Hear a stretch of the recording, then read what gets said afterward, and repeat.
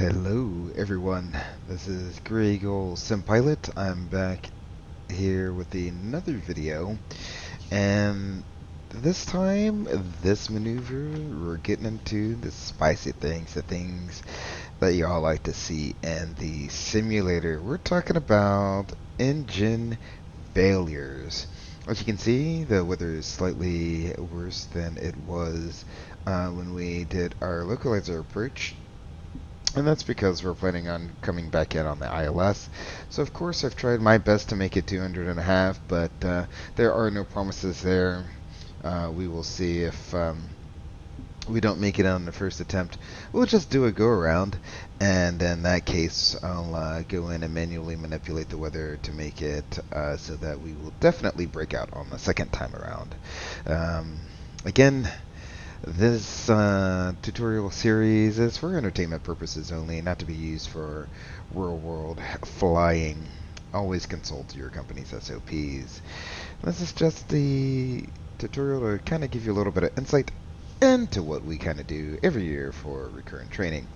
That is my little preparation, as I do have recurrent training coming up here in a few more weeks.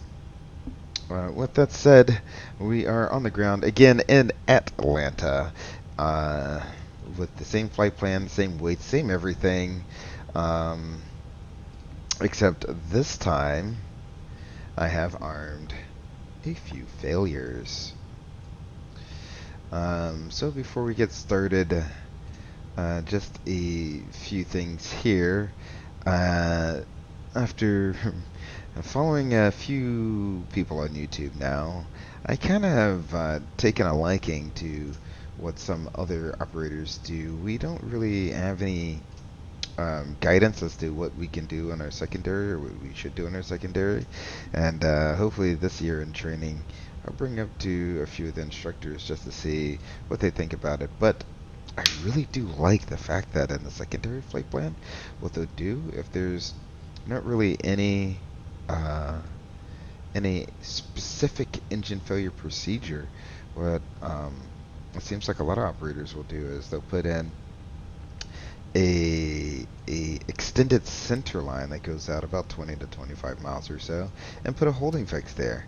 I absolutely love that, and I think that's a great idea, because one of the things they like to do, if you've noticed in the last few videos, is we always seem to have a crosswind. No matter what, you always have a crosswind, and they do that on purpose because they want to try to blow you off your course.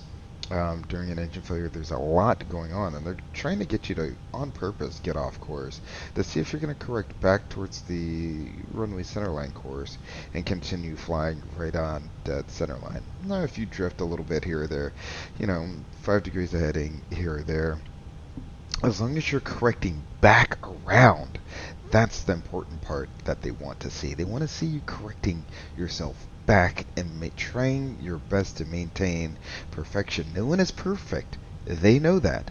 But they want to see that you have deviated and that you're correcting back to where you should be, your cone of safety, if you will. So all engine failure procedures are built with this cone of safety from the departure end of the runway. And that's what they want to see you kind of stay in. So with that said, I have put in a little extended center line on the secondary flight plan. I absolutely love that. I absolutely love that.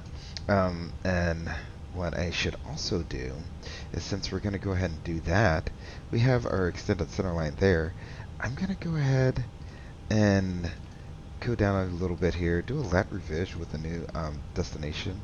We'll put Atlanta back in here as the new destination. And with that, we'll do the ILS to 9 right. I'll go ahead and throw that approach in there so that it's fully prepared for when we are ready to come back in. So I go back into my secondary flight plan, and there we go. I can actually get rid of grits because it will no longer be needed. Leave the discontinuities in there, and we'll be all set to go. There it is. Now with that said, one more thing. I have gone in, if you notice, the V-speeds are slightly different than what we have been using.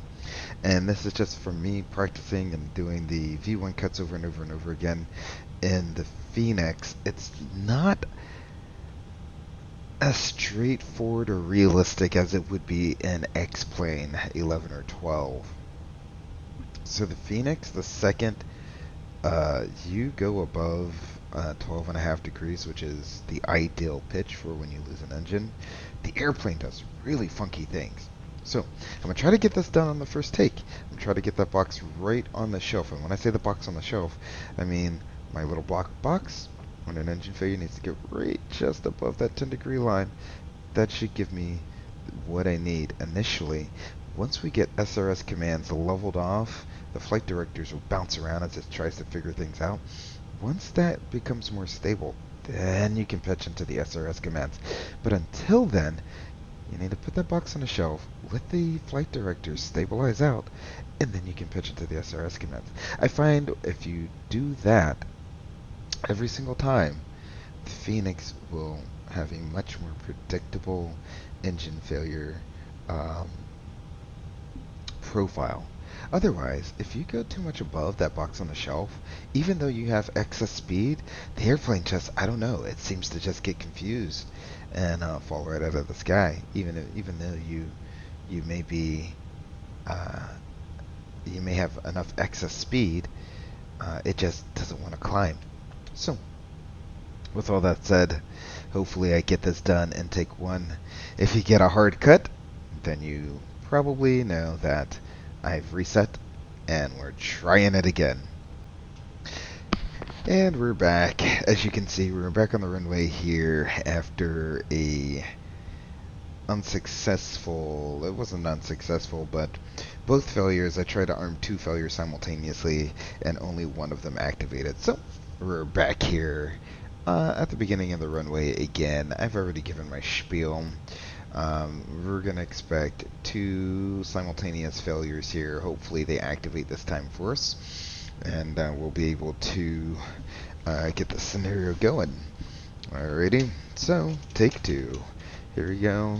Departing Atlanta. We're getting ready to do some engine failure procedures. Are we ready?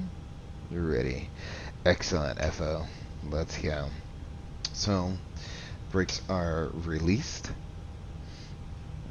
Slight forward pressure on the side stick, 1.05 on the E-burr. That looks good. Advance the flex. Flex. Thrust set.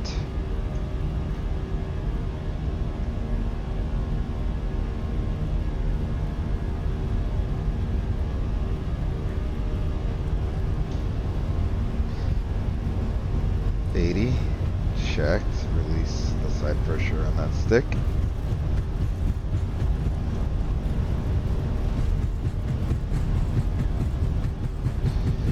V1. Rotate.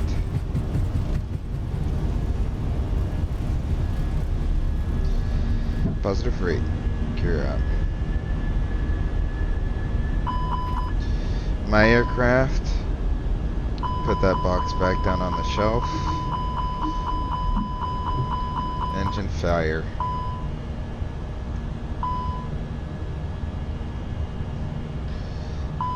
So I'll begin trimming into my good engine. A few Mississippis. I'm in the SRS bars. They should be trimmed out. Yeah, it feels like I'm trimmed out now.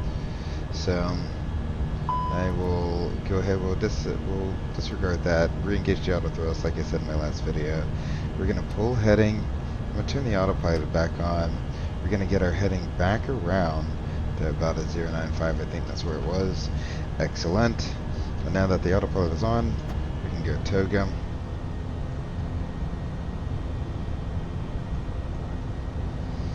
In the meantime, the pilot not flying will be, or the pilot monitoring will declare a mayday, mayday, mayday. Fenix 320 has an engine failure, flying straight ahead to request straight ahead 3,000 feet. Fenix 320, that is approved. Alrighty, so we've reached our acceleration altitude. We're going to level off. I'm going to select 3,000 feet because that's what I wanted in there. And as you can see, we're still pretty much tracking the center line. Now, if I wanted to, I can go in the secondary. I can activate. Oh, I forgot to copy it from resetting everything up. That's okay. We'll just fly with our heading as it is now. In fact, I might bring it back around a little bit since we do have a wind from the right. I'm going to try to maintain that course as best we can.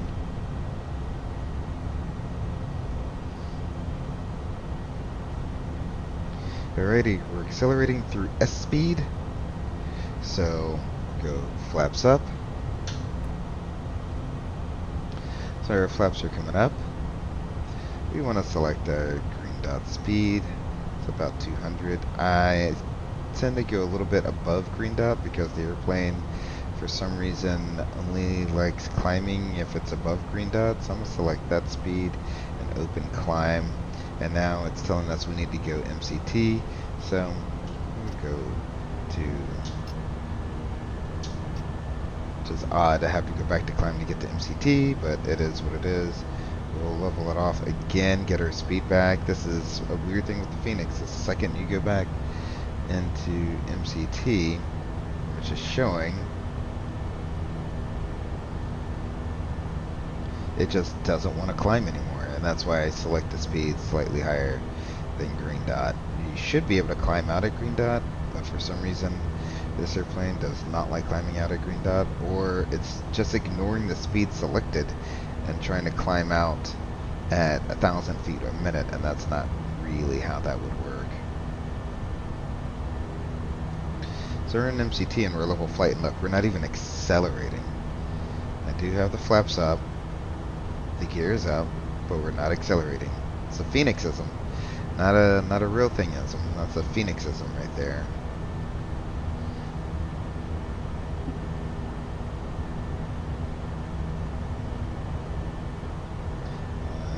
And moving that speed really isn't going to do anything. So I'll leave it about 215. Don't know why it's not. We'll move it back to Toga for a little bit, get my speed back. And then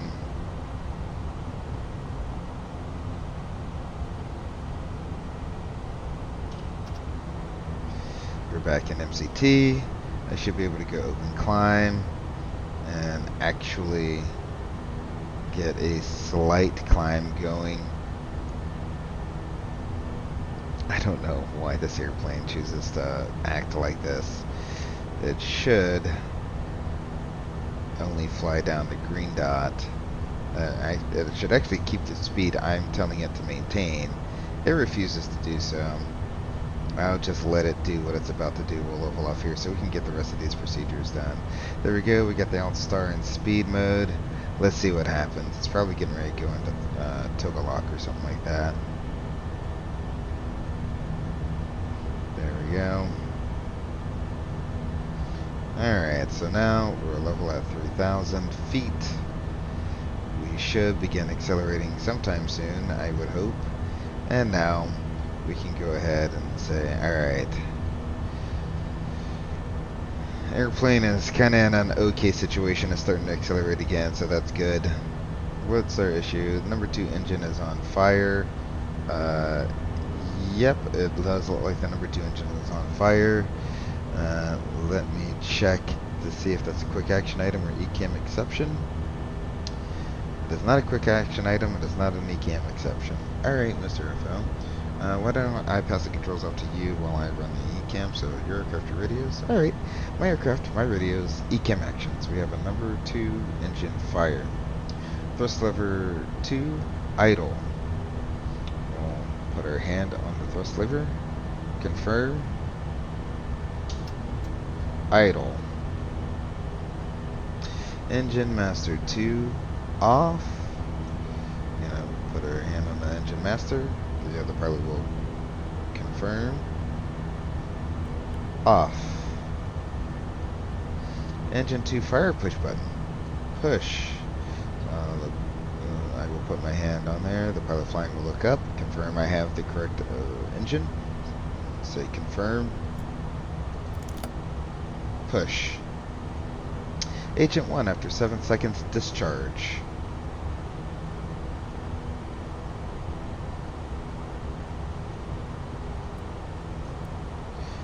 discharge. So we're looking for the discharge light to illuminate, letting us know that the squib is blown and the agent is discharging.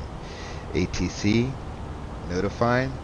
Well, we did that already, so ATC has been notified. Alright, so now we're waiting fire after 7 seconds. Agent 2, discharge.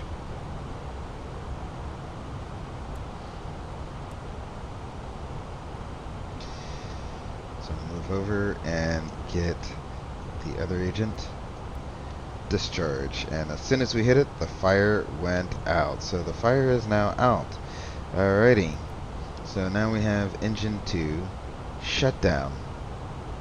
So engine mode select, ignition. Turn that to ignition start. If no fuel leak, imbalance, monitor. So we're going to check our fuel here. It looks like the number 1 engine is, yeah, that makes sense. The number 1 engine is running, the number 2 engine isn't, so we still have a lot more fuel in that tank versus the other tank.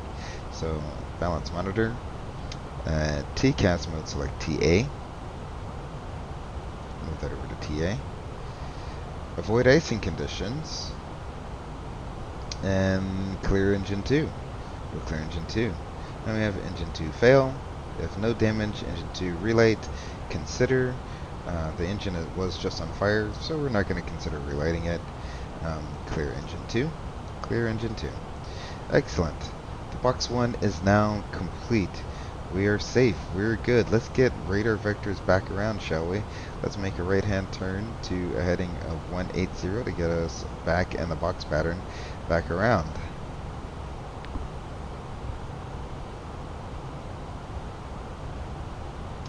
Excellent. Now, while we're getting vectors back around, the pilot flying, now the FO, has the latitude to go and get us set back up for an arrival into Atlanta. So he's going to come back in here and put in Atlanta for a new destination. We're going to say, does that look good? Yep, that looks good to me. We'll insert, and he'll come back in and go and put in the ILS to runway 9 right. And he'll ask, no star, approach vias, Andy, how does that look to you? That looks good. We'll go ahead and insert that. Since we're in selected speed mode, go ahead and activate the approach, and he'll put in all of the information we need to land. You see it says put in destination data. So everything is just like it has been the last few videos. There we go. And he'll check their approach chart real quick. We're going to do a Cat 1 ILS. That's 1226. So 1226. Put that in the barrel field. And we're now on 1 engine, so we want a little less drag out there. So we're going to do a flaps 3 landing with low auto brakes. And do a flaps 3 there. Ready then. Lastly, he's going to radial us in off of Andy there. So how does that look? That just kind of cleans up our box a little bit. That looks good. And we'll insert that, pull our heading, and we'll get a turn back going towards the approach side of our thing there. So the pilot flying, once we get out of this main box here, the threat area, this is where threat is, right here, get this done, he has the latitude to move off and kind of get everything back going in the direction we need to, which is the ground, back into Atlanta. So while he's doing that, the pilot monitoring, he was still running the ECAM, comes back over. We're now over here where we have an amber land ASAP.